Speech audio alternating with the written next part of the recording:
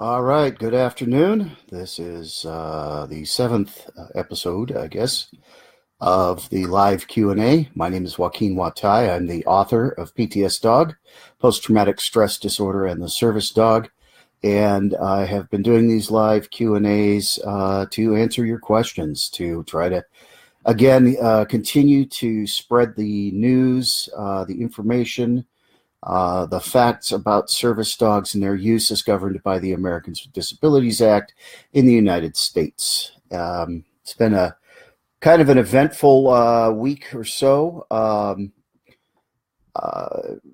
There's been quite a lot of traffic on the page, a lot of questions, a lot of confusion, a lot of argument, a lot of people who refuse to understand that the law protects service dogs and no other animals. However, we're here to try to present the accurate reflection of the law of the Americans with Disabilities Act, and we're here to try and make sure that people understand the truth about service dogs. So I'm going to read a little bit from the frequently asked questions about service animals from the ADA website. Now, this document provided by the ADA is the government's interpretation of the Americans with Disabilities Act's section on service dogs. This comes straight from the United States government. This comes straight from the ADA. And it is essentially a direct explanation of the law. So this document is at ada.gov/regs 2010, REGS 2010/service_animal_QA HTML. And I will drop the link into the comments. And I just want to touch base on a couple of things that are a hot button item right now. So first of all, I want to give you the government's definition of a service animal. This is the definition that the law has created of what a service animal is. Under the ADA, a service animal is defined as a dog that has been individually trained to do work or perform tasks for an individual with a disability. The task or tasks performed by the dog must be directly related to the person's disability. That's pretty clear. There is one caveat I will add. In some cases, miniature horses are also covered as service animals by the ADA. That is why the ADA uses the term service animal rather than specifically service dog. There are two species of animal covered by the ADA: canines, dogs, and miniature horses. That's it. Nothing else by federal law, by the Americans with Disabilities Act, is allowed to be a service animal under federal law. Now, the ADA also specifies that states and local governments may make laws that are more permissive than the ADA, but they cannot make laws that are more restrictive than the ADA. And a lot of people are real confused about this, but again, it's black and white. It's pretty clear. According to the law, a service animal is defined as a dog that has been individually trained to do work or perform tasks for an individual with a disability. Those tasks performed by the dog must be directly related to the person's disability.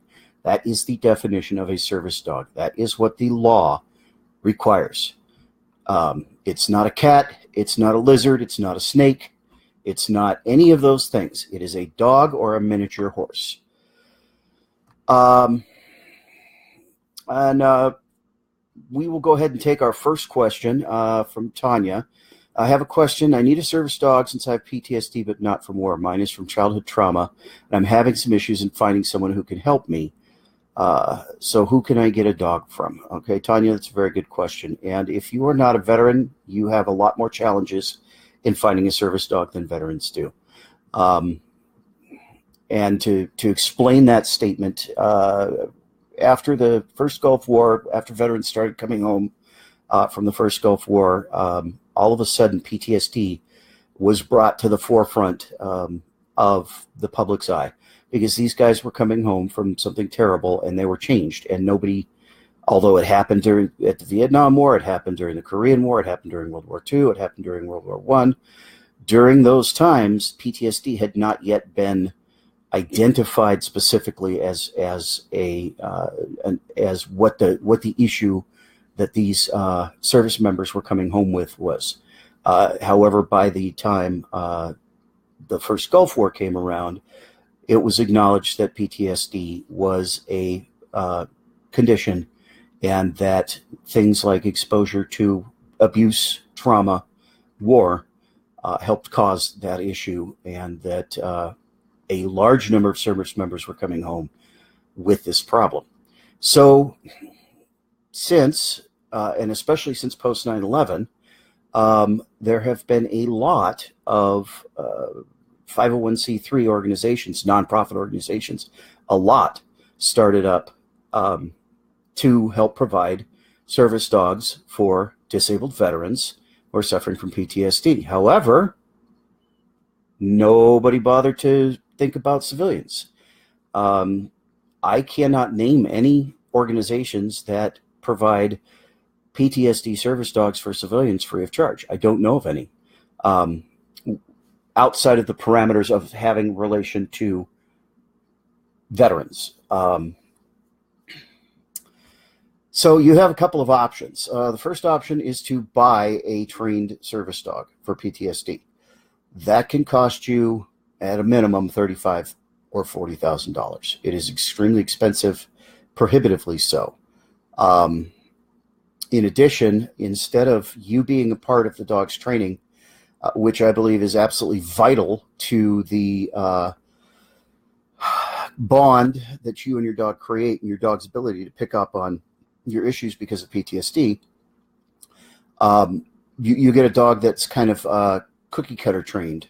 You get very minimal instruction on how to handle the dog, and I liken it to being handed a stick shift automobile and told to drive home and not having any idea how to drive a stick. It's a difficult situation. I'm not saying there's not a place for program trained dogs, but I am saying that it's very difficult to become a successful dog handler team with a dog for whom the handler has not been involved in the day in, day out raising and training of the animal. And again, program dogs like that are very expensive. Now, as a civilian, your other option, you have the right under the law, under the ADA, to train your own service dog. You can go about this several different ways. There's a lot of information about service dog training available on the internet. On YouTube, there are videos. There are books. There's a lot of information available. And there are owner training groups that supply people with legitimate information available on Facebook. And you also can reach out to your local AKC and ask for help through the process of doing their canine good citizenship training and the like. The third option is to find a trainer who will work with you. So you're still paying a trainer, but you're still responsible for the dog's upkeep, care, and day in and day out life. So you are afforded the ability to create that bond with your dog, which again I believe is absolutely vital to build a successful service dog team with a PTSD service dog. Paying a trainer, finding a trainer, and working with a trainer is far less expensive than the organizations. I can't tell you. It depends on where you live, how many trainers are in your area, what your costs are going to be. If you do decide to train your own service dog or train cooperatively through finding a trainer, you still have to do a couple of things. You need to find a suitable dog. You need to find a dog that is going to be able to handle the stress of being in public, handle the stress of going to the grocery store, handle the stress of walking past other dogs and cats and squirrels and all those kinds of things. You have to find a dog that's very calm, very focused, and for PTSD, you need a dog that is very empathetic. I strongly recommend the Volhard Puppy Aptitude Test. It's findable on the internet very quickly. Work with a trainer if you're going to use a trainer to help you. Work with a breeder if you want to buy a puppy. If you're going to go the rescue route, which is very commendable, find a youngest dog you can, because dogs, it takes about 2 years to get a dog to the point where it's reliable and safe to take the dog out into public. It's a long time. It's a lot of work. It's a lot of training. You need to ask yourself, what are my needs? What breed will be suitable?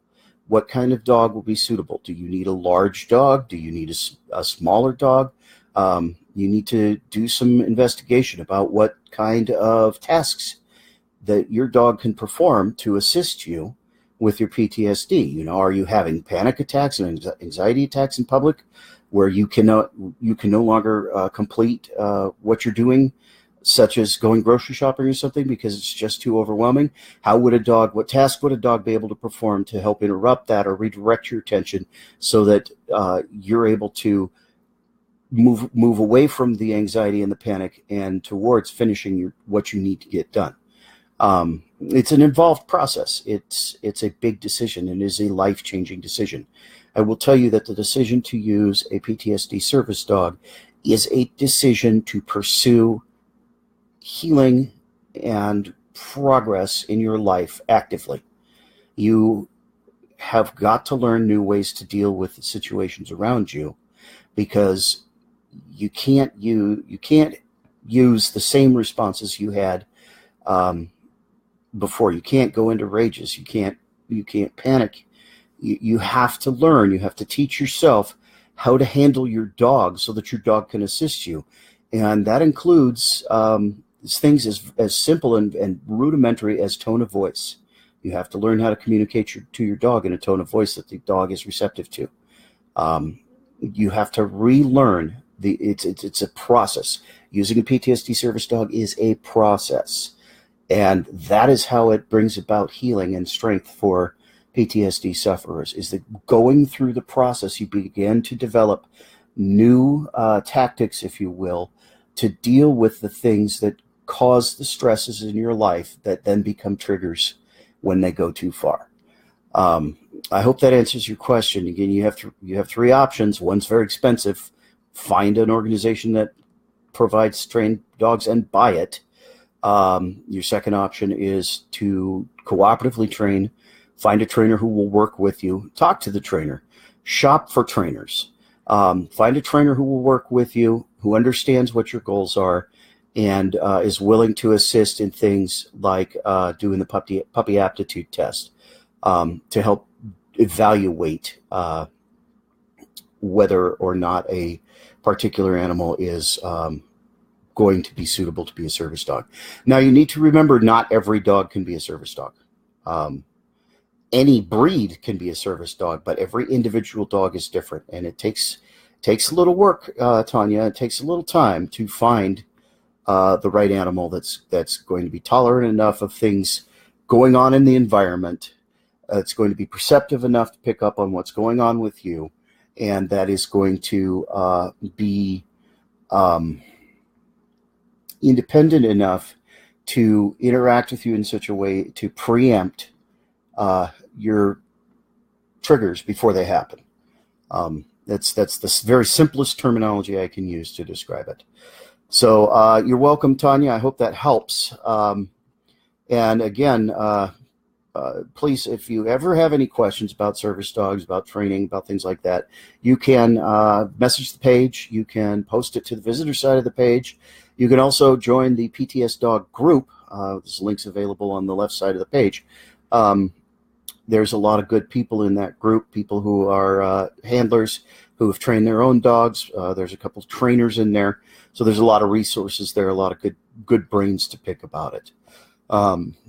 So until we get the next question, we're going to continue with the discussion about the ADA. One of the things that is greatly contested, at least on social media, are whether or not emotional support animals, therapy animals, comfort animals, or companion animals are covered by the ADA and are considered service animals under the ADA. No. These terms are used to describe animals that provide comfort just by being with a person. Because they have not been trained to perform a specific job or task, they do not qualify as service animals under the ADA. However, some state or local governments have laws that allow people to take emotional support animals into public places. You can check with your state and local government agencies to find out about those laws. Okay, again, we're talking about the Americans with Disabilities Act. We're talking about federal law. Under the ADA, emotional support animals, comfort animals, companion animals are not protected. You are not protected to take those animals into public under the ADA. Only service animals. That is the federal law. However, states can make their own statutes that are more relaxed than the ADA. So it's important you understand what your state's laws are, whatever state you live in. And people want to argue it. I can take my emotional support animal anywhere. I do it all the time. You're breaking the law. You're violating federal law. An ESA is not covered by the Americans with Disabilities Act, and under the Americans with Disabilities Act, disabled people have the right to take a service dog, but not an ESA. Now, ESAs are covered and defined for housing under the Fair Housing Act and air travel under the Air Carriers Access Act. These are not the ADA. This is not public access in places like grocery stores, movie theaters, restaurants. That's what the ADA covers. Government buildings, state government buildings. The ADA covers access in those kinds of places of public accommodation. Housing is governed by the Fair Housing Act. Their rules are a little different. Their definitions are a little different. ESAs are covered for access in housing by the Fair Housing Act, not the ADA. The ADA does not grant access to housing, or guarantee, not grant, but guarantee access to housing. The Fair Housing Act does. Completely different law, different definitions. If you have an ESA that is covered under the Fair Housing Act, it doesn't give you the right to take the ESA everywhere you go. Because once you leave that housing, different laws apply. The Americans with Disabilities Act applies, not the Fair Housing Act. The same with air travel. The ACAA covers what goes on in the airplane, not in the airport, in the airplane. The airport is covered by the ADA. The aircraft is covered by the ACAA. And again, they have different definitions than the ADA of what a service animal is and what an emotional support animal is. There's a little rub there for PTSD service dog handlers and other psychological service dog handlers, because no matter what services, what disability your dog supplies support for, provides tasks to assist with the disability, no matter what that is, any type of service dog, whether it's a seeing eye dog, a PTSD service dog, a mobility assistance dog, a diabetic alert dog, whatever it does, it's all covered under the same law. The ADA doesn't say, well, a psychological service dog is different than a mobility dog is different than a seeing eye dog is different. The ADA doesn't differentiate. All those types of service dogs still have to go through the training to perform tasks, to behave in public, be completely